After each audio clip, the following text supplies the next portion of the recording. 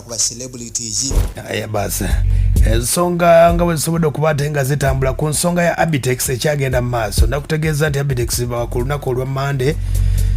bamukomyawo nga 10 mu nteekateeka yasobola okubaate nga awulira emisango oba bamweyimirira wabula nga bategesi b'ebivulu mu kibuga Kampala olunaku olwajjo ku kalenda abategesi b'ebivulu badde beekozeemu omulimu nga baagala okwekalakaasa okw'emirembe nga balaga obutabi bumativu olw'okusiba promota munnaabwe olw'ensonga bategeeza nti poliisi yasobola okubatenga ekola okunoonyereza okw'amaanyi era ne basobola okubatenga bagamba ekivulu kigende mu maaso wabula Abitex beewuunya okubaate lwaki bakwata Abitex ate nga nannyini Freedom City ye tebamukute kati nno bapromota babadde balina ekirowoozo ekyo ensonga zibadde zikyali bwe zityo mpolampola tulinde tulabe nenga bo kye bategeeza wabula mu nsonga zino omukulu Matiansi Walukagga asobodde okubaate nga abasabye okwekalakaasa abagambi bayirinnyemu olw'ensonga nti ensonga akadde kano z'amateeka basooke balaba amateeka gagamba gatya omukulu Walukagga agamba bw'ati tujja kwekalakaasa tetujja kuba mayinja tekikola makulu okwekalakaasa era nabo bajja bakwata babagatte kuki oli ate eggwanga nga buli ayonooneka wekalakaasa nga bakunoonya dda kasango katonga banoonya bakakwatira wekanga bakusibye nga bakusibyeko ekisango nti kiri nakino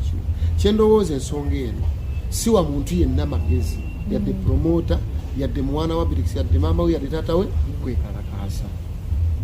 ekyo kiri illegal. Either it's a peaceful demonstration or not, it's illegal okwekalakaasa musango wabula ensonga zitambulire mbannamateeka Lukwago ng'akutte ensonga so that nti bwe kirema Lukwago waliwo omulala ayinza okikola. Walukagga bw'ayogedde ndowooza ayogedde nga mmeeya singa omuyimbi naye nga bategeeza nti bapromota temwekalakaasa. Walukagga era ayongeddeko nti kamulinde amateeka gamale okukola. Tumala essaala Katonda nga takukwatiddeeko ne bw'okola kitya. Tulina munnamateeka agulimu omu ku basinga amateeka mu Uganda omuloodi Ebya bw'aba kirimu kati ate ffe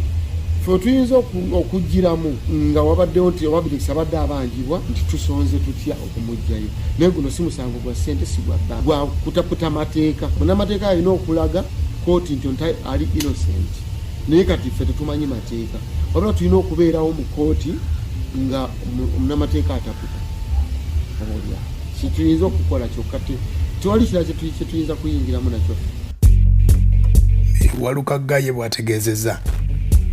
abamu ku bategesi omukulu bamuyita Balunywa agamba nti ensonga zonna nga bwe zitambula poliisi yakola okunoonyereza nebawa go ahead ku kivulu kino bo bakyewuunyiza ddala poliisi lwaki munnabo bamusiba Abitex. Embeera eriwo essaawa zino y'okuba nti pulezidenti waffe omukulu Wabbe Musinguzi ali mu mabuusu olw'okuba nti nno wabaddewo incident yali ku Freedom City y'abantu abaafa ne bakimuteekako nti yavunaanyizibwa musango gw'abantu abo abaafa naye we mutusangidde wano ne Lord Mayor twali tuva mu meeting n'abakulu tulaba nga tugezaawo kumulungula ensonga eno na lwaki yali badde se Abitex kubanga mukimanyi bulungi bwe tuba tukola ebivvulu tulina procedures mwe tuyita nga tukola ebivvulu ebbaluwa eziwandiikibwa poliisi etuwandikira IGP era olukusala tufuna olukola event luva wa IGP bw'otunuulira ebbaluwa yaffe bwerambika ebirina okukola event nkakasa nti tewali kintu n'eki kyamenyebwa mukulu Abitex kubanga olukusa baalutuwa event egende mu maaso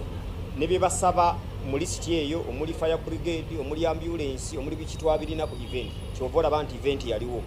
so kino ekyokuba nti accident yajja saagala bakikwate bakiteeke ku mukulu Abitex nga omuntu obuvunaanyizibwa buno bwali badde bugendera ddala ku muntu eyali aduumira abasirikale abaali baweereddwa obuvunaanyizibwa obw'okumanaginga crowd eyo. Ekintu kya Freedom City abatakimanyi nze nkodedde nnyo ku Freedom City n'ekipula ekisembe kya B2C we kibadde ate nze abantu be nalina baali basinga ababadde mu kyo Abitex naye tebaafuna buzibu olw'ensonga nti twalina sho nga eri mu kifo kimu naye abatamanyi Freedom City buli 31 nali nkozeewa wabeerawo sho ne wabeerawo ne fireworks. Kitegedde omukulu Tone Sempije byamugudde matu yagambye nti Abitex engeri yayogeddemu olw'ensonga nti Tone Sempije na Abitex tebakwatagana bulungi olw'ensonga zaabwe zemumanyi obulungi. Yagamba nti omukulu Abitex wadde bamusibye naye alina okwetereza kabagezeeko balabe oba bamulwanirira Tone Sempije wuno. Naye boddamu emabega ng'ogenza okuba ekifaananyi Freedom City bukyange gulwawo kino kye kivulo ekisoose okubeerawo tewabeerangawo bantu bangi basingane bano tebakubirangawo fireworks lwaki ku luno kyavuddewo ebintu bino byetaaga kwegendereza na kunoonyereza nti emiryango kale gyonna gyabadde miggala enaaha bulijjo bakola batya nga bagenda okukolerawo bagiggala bagigula waliwo embeera eri awo waliwo ekintu ekyetaaga okunoonyerezaako enfa abantu gye bafuddemu tebayinza kubanga babayise kulaba fireworks wabaddewo ekibabuguntanya ng'olaba buli muntu adduka kwetaasa buli muntu agenda kwetaasa wewavudde obuzawo poliisi weerina okunoonyereza n'abanoonyereza ebintu ebiri mu kooti tebabyogerako nnyo naye ekyensi ate omuntu bw'afuna obuzibu omusaasira busaasizi kati muganda wange Abitex yafunye obuzibu mukama wange naye nnyolero wamu naye kyokka ebintu bino bibadde bisusse era yeetereeze katumulwaneko katufube nnyo omuwulidde asaba tasaba agamba abeereyo oba abeerayo Tone Ssempijja ayongeddeko n'ategeeza gavumenti yasobodde okuba ate ng'ekola okuliyirira waliwo n'ebivulu bayokyera disiko ez'enjawulo n'abantu abafiiramu lwaki bo tebasobodde kuba ate nga babadduukirira Tone Ssempijja yabuuza idomosi tebafudde bangi gavumenti neevaayo empatta nakubulidde Ssemukuye yaffe empatta Ronald Mayinja teyayimba ne Amoti ne bakuba amasasi mpatta mukono Ssemukuye musajja mukulu n'afa ebujiri nakubulidde Zizabafana teyayimba ne bakuba amasasi omwana senior tunaafa n'omuntu wa myaka 3 n'afa ennakiyaga bayokya ebyuma bya viba sound ne fuso yonna ne bagyokya neggwawo eruwero ku Redrins era community yayimba ebyaliyo mwabitegeera so wake up temwogera bwogezi mwogere ku luno muzuukuke